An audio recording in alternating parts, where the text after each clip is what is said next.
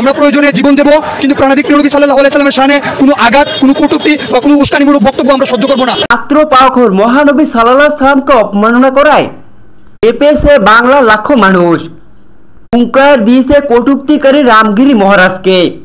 অনাতি বিলম্বে গ্রেপ্তারের দাবি জানিয়েছে বাংলাদেশ।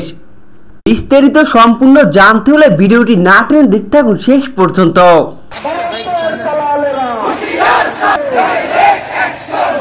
কঠোরপন্থী হিন্দু রাষ্ট্র ভারত একের পর এক মন্তব্য করছেন মহানবী সাল্লাল্লাহু আলাইহি সাল্লামকে নিয়ে। মুসলমানদের প্রিয় নবী, যাকে নিয়ে প্রায় কথা বলতে দেখা যায় ক্ষমতাসীন দল বিজেপির নেতাদের। ফের আবারও মহানবী সাল্লাল্লাহু আলাইহি সাল্লামকে নিয়ে কটূক্তি করেছে হিন্দু পুরোহিত রামগিরি মহারাজ। এই নিয়ে এখন বর্তমানে উত্তাল পুরো বিশ্ব।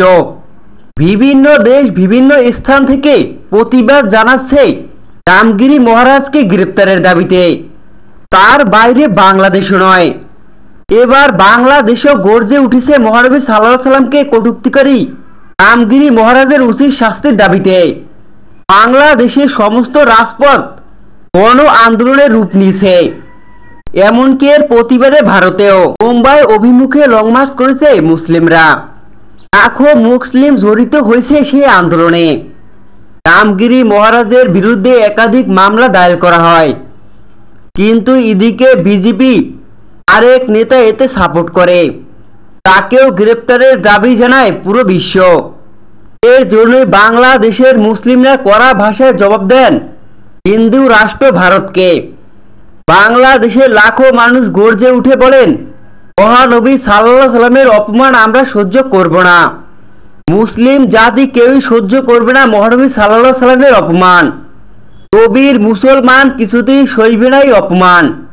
ভারত গভর্নমেন্টকে অনাতি বিলম্বে রামগিরি মহারাজকে গ্রেপ্তার করতে হবে, এমনকি সবার সামনে হাত জোর করে ক্ষমা চাইতে হবে। এভাবেই নবীর অপমান সহ্য না করতে পেরে প্রতিবাদে গর্জে উঠেছে বাংলাদেশ।